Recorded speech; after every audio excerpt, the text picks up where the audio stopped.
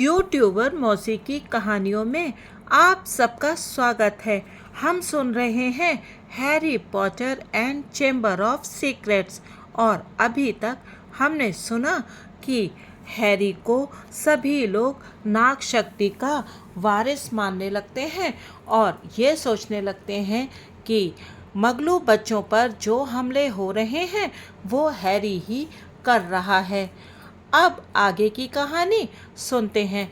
अध्याय 12 भेष बदल काढ़ा। ऊपर पहुंचकर वे पत्थर की सीढ़ी से नीचे उतरे और प्रोफेसर मैकगोनागल ने दरवाजे पर दस्तक दी। दरवाजा धीमे से खुला और वे अंदर दाखिल हो गए। प्रोफेसर मैकगोनागल ने हैरी से इंतजार करने को कहा और उसे वहां अकेला छोड़कर वे अंदर चली गईं। हैरी ने चारों तरफ देखा। एक बात तो तय थी, इस साल हैरी जितने भी टीचर्स के ऑफिस में गया था उनमें डम्बलडोर का ऑफिस सबसे ज़्यादा दिलचस्प था। अगर वो इस बात से बुरी तरह डर नहीं रहा होता कि उसे स्कूल से निकाला जाने वाला है तो वो इसे देखने का मौका पाकर बहुत खुश हुआ होता। ये एक बड़ा और सुंदर गोलाकार कमरा था जो अजीब किस्म की छोटी छोटी आवाज़ों से भरा था। चांदी से बने बहुत से विचित्र यंत्र पहिए वाली टेबलों पर रखे थे। इन यंत्रों में से धुएं की हल्की लकीरें निकल रही थीं। दीवारों पर चारों तरफ हॉगवर्ट्स के पुराने हेडमास्टरों और हेडमास्टरनियों की तस्वीरें लगी थीं जो अपने फ्रेमों में आराम करते ऊँघ रहे थे। वहाँ पर पंजेदार पैरों वाली एक बड़ी टेबल भी थी और इसके पीछे अलमारी में गंदी और पैबंद लगी हॉगवर्ट्स की बोलती टोपी रखी थी। हैरी झिझका। उसने दीवार पर सो रहे जादूगरों और जादूगरनियों को ध्यान से देखा। फिर उसने सोचा कि अगर वो टोपी को उठा ले और एक बार फिर से पहनकर देख ले तो इससे कोई नुकसान नहीं हो सकता। वो सिर्फ यह देखना चाहता था, ये तसल्ली करना चाहता था कि टोपी ने उसे सही हाउस में भेजा है। वह शांति से टेबल का चक्कर लगाकर अलमारी के पास पहुंचा। उसने टोपी उठाई और धीरे से अपने सिर पर रख ली। टोपी बहुत बड़ी थी और जब हैरी ने उसे पहना तो पिछली बार की तरह ही इस बार भी ये उसकी आंखों के सामने आ गई। हैरी ने टोपी के अंदर के काले हिस्से को घूरा और इंतजार करने लगा। फिर उसे अपने कान में एक धीमी आवाज़ सुनाई दी। उलझन में हो हैरी पॉटर? हाँ, हैरी बुदबुदाया। आपको कष्ट देने के लिए माफ़ी चाहता हूँ। मैं ये पूछना चाहता था, तुम सोच रहे हो कि मैंने तुम्हें सही हाउस में भेजा है या नहीं? टोपी ने उसके मुंह से शब्द छीनते हुए कहा। हाँ, ये तय करना बहुत मुश्किल था कि तुम्हें किस हाउस में भेजा जाए, परंतु मैं अब भी वही कहूँगी जो मैंने पहले कहा था। हैरी का दिल उछलने लगा। तुम्हारी सही जगह नाग शक्ति हाउस में ही थी। हैरी के पेट में मरोड़ें उठने लगी। उसने टोपी का सिरा पकड़कर उसे उतार दिया। अब गंदी और मुरझाई सी टोपी उसके हाथ में बेजान सी लटक रही थी। हैरी ने उसे दोबारा अलमारी में रख दिया। उसका जी मचलाने लगा था। तुम गलत हो, उसने खामोश और स्थिर टोपी की ओर देखते हुए जोर से कहा। टोपी में कोई हलचल नहीं हुई। हैरी उसकी तरफ देखते हुए पीछे हट गया। फिर उसने अपने पीछे एक अजीब सी रूंधी हुई आवाज़ सुनी जिसे सुनकर वो घूम गया। वो उस कमरे में अकेला नहीं था। दरवाजे के पीछे सुनहरे स्टैंड पर एक कमजोर बूढ़ा पक्षी खड़ा था जो अधनुची मुर्गी की तरह दिख रहा था। हैरी ने पक्षी की तरफ देखा।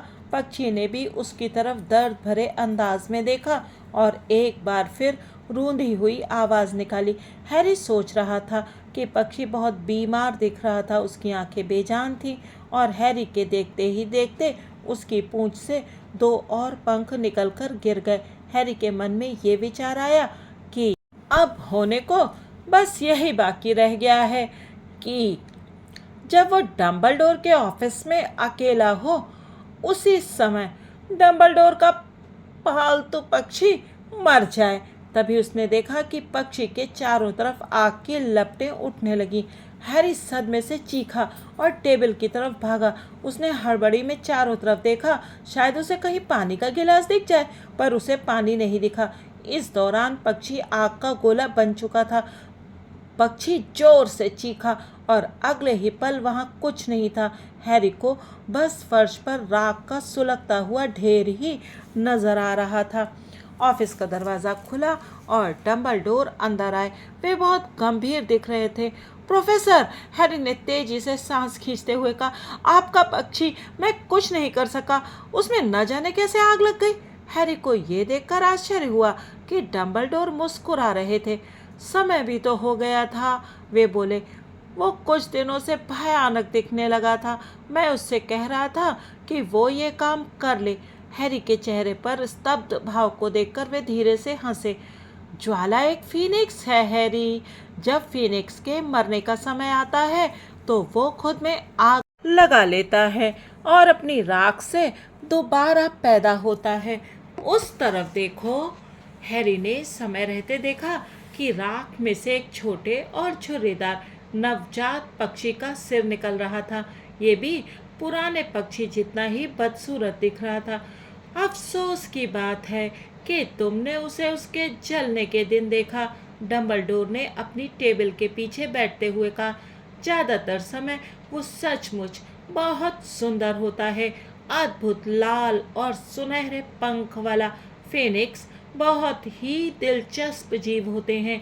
वे भारी से भारी वजन उठा सकते हैं। उनके आंसुओं में घाव भरने की शक्ति होती है और वे बहुत ही वफादार पालतू जीव होते हैं। ज्वाला के आग से जल जाने के सदमे में हैरी ये भूल गया था कि वो यहाँ क्यों आया था। परंतु जब डंबलडोर टेबल के पीछे ऊंची पीठ वाली कुर्सी पर बैठे और उन्होंने हैरी को अपनी पैनी व हल्की नीली निगाहों से घूरा तो उसे सब कुछ याद आ गया। बहरहाल, इससे पहले कि डंबलडोर कुछ और कह पाए, ऑफिस का दरवाजा धड़ाम से खुला और बौखलाया हुआ हैग्रिड अंदर घुस आया। उसकी आंखों में जंगली आवेश था। उसकी टोपी उसके छबरीले काले सिर पर रखी थी और मरा हुआ मुर्गा अब भी उसके हाथ में झूल रहा था। हैरी ने कुछ नहीं किया, प्रोफेसर डंबलडोर, हैग्रिड ने उतावलेपन से कहा। उस बच्चे के मिलने से कुछ सेकंड पहले ही हमने उससे बातें की थी। उसे समय ही नहीं मिला होगा सर। डंबलडोर ने कुछ बोलने की कोशिश की, परंतु हैग्रिड आगे बोलता गया और उत्तेजना में मुर्गे को हिलाता रहा, जिस वजह से चारों तरफ पंख फैल गए। वो ये कर ही नहीं सकता। अगर जरूरत पड़े तो हम जादू मंत्रालय के सामने कसम खाने को तैयार हैं। हैग्रिड, आपने गलत बच्चे को पकड़ लिया है सर। हम जानते हैं कि हैरी कभी ये काम नहीं कर सकता। हैग्रिड, डंबलडोर जोर से बोले, मुझे नहीं लगता कि हैरी ने उन लोगों पर हमला किया है। ठीक है, हैग्रिड ने कहा। अब उसका मुर्गा उसके बाजू में ढीला पड़ गया था। ठीक है, तब हम बाहर इंतजार करते हैं हेडमास्टर। और वो लज्जित दिखते हुए तथा पैर घसीटते हुए बाहर चला गया। आपको नहीं लगता कि ये मैंने किया है प्रोफेसर? हैरी ने आशा भरे स्वर में कहा जब डंबलडोर ने अपनी टेबल से मुर्गे के पंख हटाए। नहीं हैरी, मुझे नहीं लगता, डंबलडोर ने कहा। हालांकि उनका चेहरा एक बार फिर गंभीर हो गया। परंतु फिर भी मैं तुमसे बात करना चाहता हूँ। हैरी ने घबराकर इंतजार किया जब डंबलडोर ने उसे तौला। उनकी लंबी उंगलियां आपस में गुथी हुई थी। हैरी, मुझे तुमसे कुछ पूछना है कि क्या कोई ऐसी चीज़ है जो तुम मुझे बताना चाहते हो? उन्होंने नरमी से पूछा। कोई भी चीज़। हैरी की समझ में नहीं आया कि इस बात का क्या जवाब दे। उसने मैलफॉय के चिल्लाने के बारे में सोचा, अब तुम्हारी बारी है बच्चातों। और फिर उसने भेस बदल काढ़े के बारे में सोचा जो मायूस मीना के बाथरूम में उबल रहा था। फिर उसने उस अदृश्य आवाज़ के बारे में सोचा जो उसे 2 बार सुनाई दी थी और उसे रॉन की कई बातें याद आईं। जो आवाज़ें किसी दूसरे को सुनाई ना दें, उन्हें सुनना अच्छी बात नहीं है। जादू की दुनिया में भी नहीं। उसने इस बारे में भी सोचा कि सारे विद्यार्थी उसके बारे में क्या कह रहे थे, और उसे खुद अंदर से ये डर सता रहा था कि उसका नागेश नाग शक्ति से किसी तरह का संबंध है। नहीं, हैरी ने कहा, ऐसी कोई बात नहीं है सर। अब तक महल में सिर्फ घबराहट का माहौल था, परंतु जस्टिन और लगभग सिर कटे निक पर हुए दोहरे हमले के बाद तो जबरदस्त दहशत फैल गई थी। बात ये थी कि लोग लगभग सिर कटे निक के हाल को देखकर सबसे ज्यादा चिंतित थे। सब एक दूसरे से यही पूछ रहे थे कि आखिर वो कौन होगा जो एक भूत का ये हाल कर सकता है। आखिर वो कौन सी जबरदस्त शक्ति थी जो पहले से ही मर चुके व्यक्ति को इतना नुकसान पहुंचा सकती थी। हॉगवर्ट्स एक्सप्रेस में सीटें बुक करवाने के लिए लगभग भगदड़ मच गई, क्योंकि अब सभी विद्यार्थी क्रिसमस मनाने के लिए जल्दी से जल्दी घर पहुंचना चाहते थे। अगर इतनी संख्या में विद्यार्थी चले जाएंगे तो महल में सिर्फ हम लोग ही बचेंगे। रॉन ने हैरी और हरमाइनी से कहा, हमारे अलावा यहाँ बस मैलफॉय, क्रैब और गॉयल ही रहेंगे।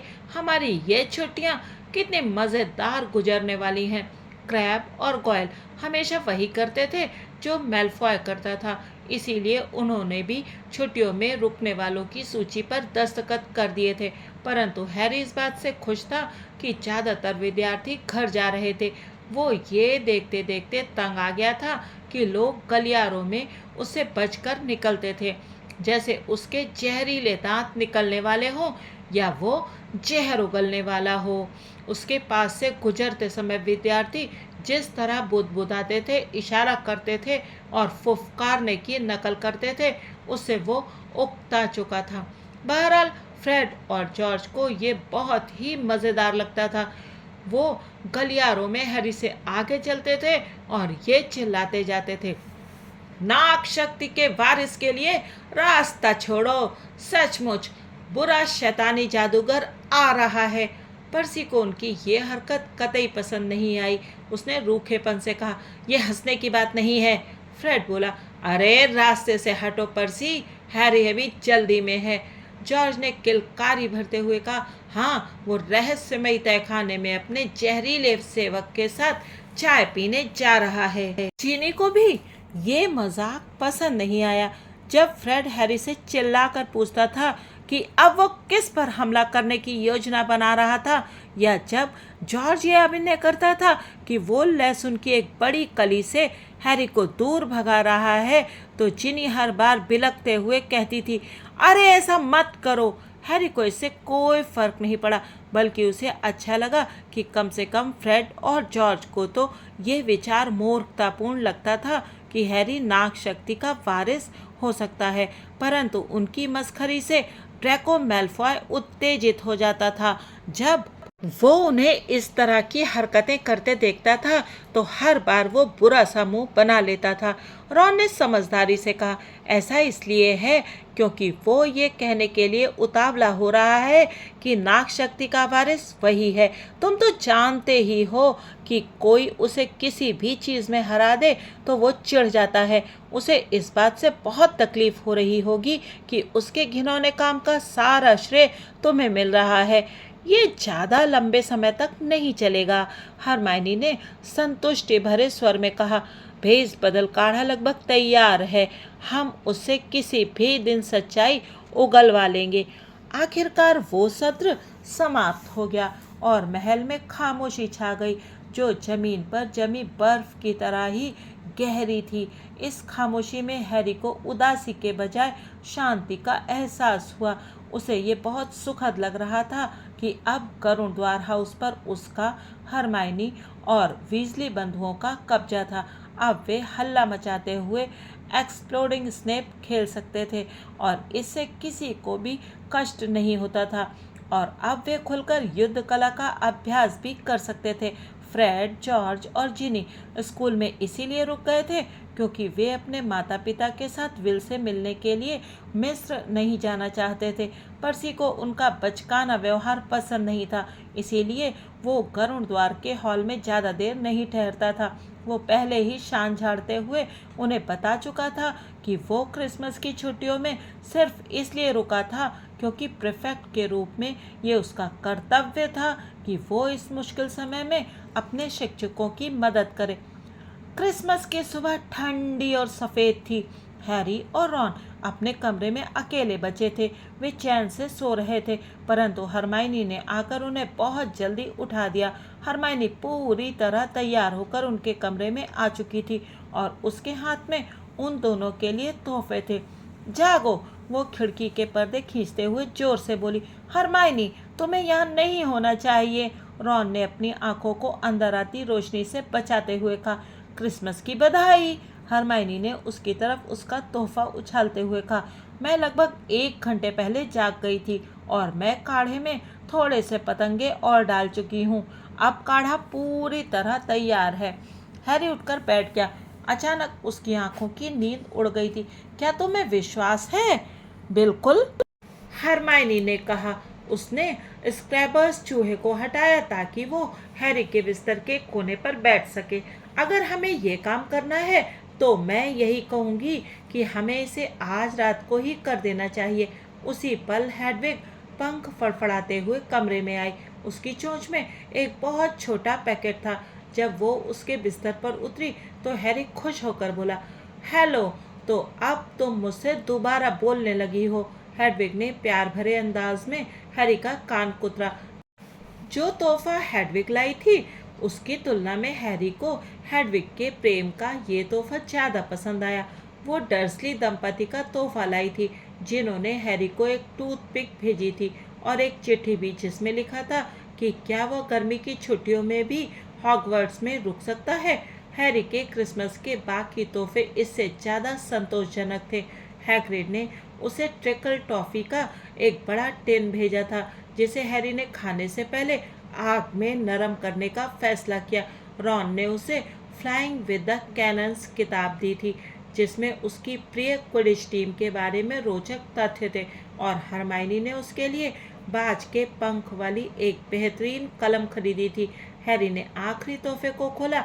इसमें उसे मिसेस वीजली के हाथ का बुना एक नया स्वेटर और एक बड़ा स्पंजी केक मिला।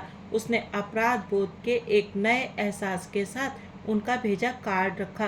वह मिस्टर वीजली की कार के बारे में सोच रहा था, जो लड़ाकू पेड़ के साथ हुई टक्कर के बाद से आज तक दिखी नहीं थी।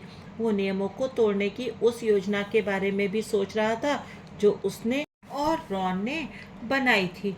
ऐसा हो ही नहीं सकता था कि किसी को हॉगवर्ट्स में क्रिसमस के डिनर में मजा ना आए, भले ही उसे बाद में भेस बदल काढ़ा पीने का डर सता रहा हो। बड़ा हॉल भव्य लग रहा था। न सिर्फ वहाँ पर बर्फ में ढके 1 दर्जन क्रिसमस ट्री रखे थे और शूलपर्णी तथा मिसलेटो की मोटी पताकाएं छत पर से गुत्थम गुत्था होकर लहरा रही थीं, बल्कि गर्म और सूखी अभिमंत्रित बर्फ छत से गिर रही थी।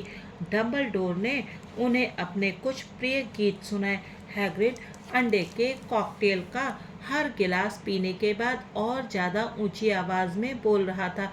पर्सी का इस तरफ ध्यान ही नहीं गया कि फ्रेड ने उसके प्रीफेक्ट के बिल्ले पर जादू कर दिया था, जिस वजह से अब उस पर लिखा था वज्र मूर्ख। वह उन सबसे पूछता रहा कि वे उसकी तरफ देखकर हंस क्यों रहे हैं।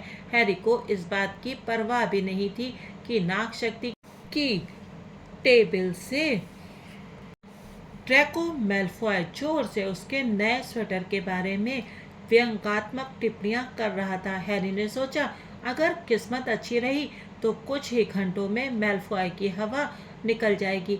हैरी और रॉन ने अभी क्रिसमस पुडिंग का तीसरा दौर ही खत्म किया था कि तभी हरमाइनी उन्हें खींचकर हॉल से बाहर ले गई, ताकि शाम की योजना को अंतिम रूप दिया जा सके। अब हमें उन लोगों की कोई चीज़ चाहिए जिनके रूप में तुम्हें बदलना है, हरमाइनी ने सामान्य लहजे में कहा, जैसे वो उन्हें वॉशिंग पाउडर लाने के लिए सुपरमार्केट भेज रही हो। और जाहिर है अगर तुम क्रैब और गॉयल की कोई चीज़ ला सको तो ये सबसे अच्छा रहेगा, क्योंकि वे मेलफॉय के सबसे अच्छे दोस्त हैं। वो उनसे कुछ नहीं छुपाएगा। और हमें ये इंतज़ाम भी करना है कि जब हम उससे पूछताछ कर रहे हों तब असली क्रैब और गॉयल वहाँ पर अचानक ना आ जाएं। मैंने सारी योजना बना ली है, उसने आगे बढ़ते हुए हैरी और रॉन के हैरान चेहरों को नज़रअंदाज करते हुए कहा। उसके हाथ में 2 बड़े चॉकलेट केक थे। मैंने इनमें नींद की साधारण दवा मिला दी है। तुम्हें बस इतना करना है कि इन्हें किसी ऐसी जगह पर रख दो जहाँ क्रैब और गॉयल इन्हें देख लें। तुम तो जानते ही हो वे कितने पेटू हैं। वे इन्हें खाए बिना नहीं रह पाएंगे। एक बार जब वे सो जाएं तो तुम उनके कुछ बाल उखाड़ लेना और उन्हें झाड़ुओं वाली अलमारी में छुपा देना। हैरी और रॉन ने अविश्वास से एक दूसरे की तरफ देखा। हरमाइनी, मुझे नहीं लगता हमारी योजना बुरी तरह से गड़बड़ा सकती है। परंतु हरमाइनी की आंखों में फौलाद जैसी चमक थी, जो वैसी ही थी जैसी प्रोफेसर मैकगोनागल की आंखों में कई बार नजर आती थी। क्रैब और गॉयल के बालों के बिना काढ़ा काम नहीं करेगा, उसने सख्ती से कहा। तुम मेलफॉय से पूछताछ करना चाहते हो या नहीं? अच्छा ठीक है, हैरी ने कहा। परंतु तुम क्या करोगी? तुम किसके बाल का इंतजाम करोगी? मेरे पास पहले से ही है, हरमाइनी ने उत्साह से कहा। ये कहते हुए उसने अपनी जेब से एक छोटी बोतल बाहर निकाली और उन्हें उसके भीतर पड़ा इकलौता बाल दिखाया। याद है, युद्ध कला प्रशिक्षण में मिलिसेंट बुलस्टोड मेरे साथ कुश्ती कर रही थी। जब वो मेरा गला दबाने की कोशिश कर रही थी तब मेरे कपड़ों पर उसका ये बाल लग गया था। अब वो क्रिसमस के लिए घर चली गई है, इसलिए मुझे ये बताना पड़ेगा कि मैं बीच में ही वापस लौट आई। जब हरमाइनी दोबारा भेस बदल काढ़े की जांच करने के लिए गई तो हैरान परेशान दिख रहा रॉन हैरी की तरफ मुड़कर बोला, क्या तुमने कभी किसी दूसरी ऐसी योजना के बारे में सुना है जिसमें इतनी सारी चीजें गड़बड़ हो सकती हैं? परंतु हैरी और रॉन के आश्चर्य का ठिकाना नहीं रहा जब उनके अभियान का पहला दौर उतनी ही आसानी से सफल हो गया जितना हरमाइनी ने कहा था। वे क्रिसमस की चाय के बाद वीरान प्रवेश हॉल में छुपकर क्रैब और गॉयल का इंतजार कर रहे थे, जो नागशक्ति की टेबल पर अकेले बचे थे और अपने मुंह में चौथी बार स्पंज केक ठूंस रहे थे। हैरी ने सीढ़ियों पर बने छोटे से खंबे के सिरे पर चॉकलेट केक रख दिए। जब हैरी और रॉन ने क्रैब और गॉयल को बड़े हॉल से बाहर आते देखा तो वे जल्दी से अगले दरवाजे के पास रखे एक कवच के पीछे छुप गए। कोई इतना मूर्ख कैसे हो सकता है? रॉन विजयी अंदाज में फुसफुसाया जब क्रैब ने खुश होकर गॉयल की तरफ देखा और केक की तरफ इशारा किया। फिर उन दोनों ने केक उठा लिए और मूर्खतापूर्ण ढंग से हंसते हुए अपने बड़े मुंहों में साबुत केक भर लिए।